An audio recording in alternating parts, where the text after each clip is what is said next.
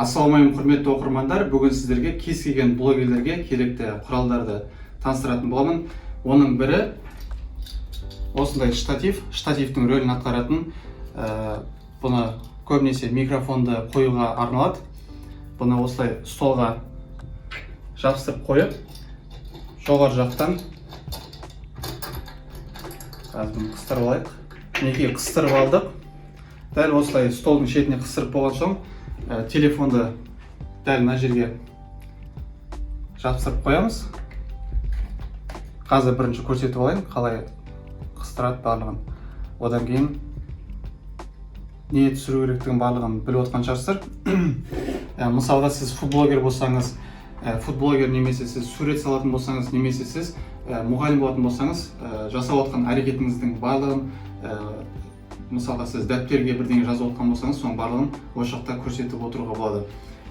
Дәл осылай. Егер де сізге жарық жетіспейтін болса, дәл осыған ұқсас креплениясы осындай құрылғы бар.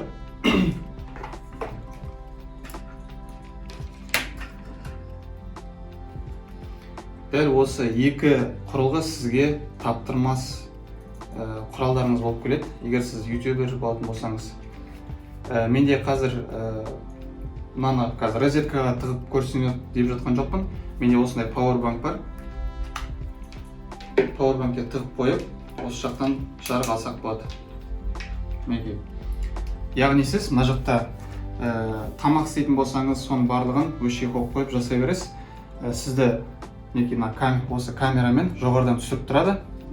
Бұлай бұрып қойсақ та болады, шеттен түсіріп. Егер де қатайту керек болатын болса, мынаны осылай бұрап қатайту керек болады. Және мынау былайша жылжи береді. Оңға солға сізге қажетті положениеге келтіріп алып, немесе алдыға, артқа, ең ыңғайлысы осы. Телефонды оңай көтереді, мына пружинасы арқылы. Ортада жасайтын болсаңыз, кез келген жерге апара алады. Алдымен осылай қойып аласыз, одан кейін камера көрінбейтіндей қылып, освещениеге қойып аласыз.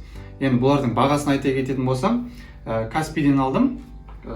Нақты ссылкасын бермей қойын, былай тікелей жарнама жасап. Бұның бағасы 3300 теңге болды, ал мынанікі 9000 теңге болды. Бұл жерде сіз шатастырып алмау керексіз. Бұл негізі көбінесе микрофонды қою үшін пайдаланады. Тек штатив для телефона деп іздеу керек. Сол кезде сізге осы телефонның штативімен бірге көрсетілетін болады. Сол түрін алу керек болады. Дәл осындай телефонды қысып қоятын құрылғысы бар. Және екінші түрі бар болатын, ол планшет қоятын. Бұдан кішкене үлкендеу, бірақ оны пайдаланбаймын. Егер сіз футблогер болатын болсаңыз, сізге ең қажетті құрылғының бірі. Қазір мысал ретінде мен осы телефонға обзор түсіріп жатқан сияқты болайын. Ескі телефон Nokia 6300. Телефон осындай положениеде болады. Жарықты кез келген жақындатып қойсақ та болады. Камера көрінбейтіндей болып.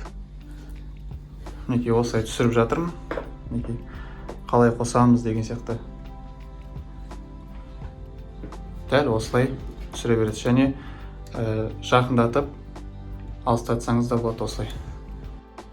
Бұл штатив жайлы енді айттық, барлығы түсінікті болды.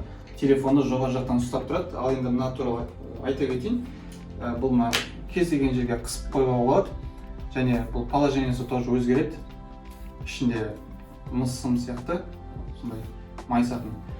Және бұл диодный болғаннан кейін көп тоқты қажет етпейді. Сондықтан осы пауэрбанкты қойған болатын. Дәл осы пауэрбанкты жалғап қойсаңыз болады. Немесе сіз телефонның зарядкасынан, телефонның зарядтайтының құрылғының бас жағын алып қойып, розеткаға тікелей жалғап қойсаңыз болады. Ұзындығы қателеспесем 50 сантиметрге дейін барады. Ұзына 1 метрге дейін барады. Сондай розетканың қасына қойып қойсаңыз болады. Достар, егер осы видео сіздерге пайдалы болса, осы видео лайк басуды және достарыңызбен бөлісуді ұмытпаңыздар. Осындай штатив іздеп жүрген достарыңыз бар шығар.